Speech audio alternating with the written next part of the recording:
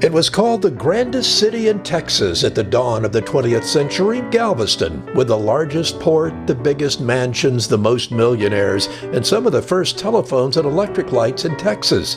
But with the arrival of the hurricane of 1900, Galveston would struggle to ever regain its former status. So devastating was this storm that it's estimated that nearly a fourth of the city's population died, the worst natural disaster in U.S. history, with a staggering death toll, as many as 8,000 dead, so many that their bodies were loaded on barges and dumped at sea, only to have the cadavers wash ashore. Survivors lit huge funeral pyres to dispose of the unfortunate, most of whom had drowned when a 15-foot tide swept across a city only 5 feet above sea level. The inventor Thomas Edison sent a cameraman who arrived several days after the storm had struck.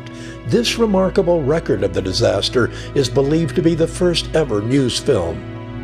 The orphanage where 90 children and 10 nuns died while taking refuge in wooden structures nearby.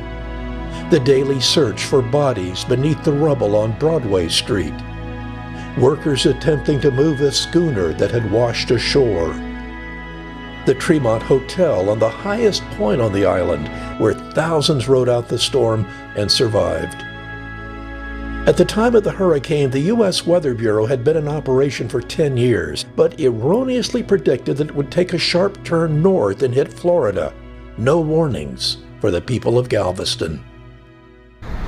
It's impossible to visit Galveston today and not see signs of that disaster long ago.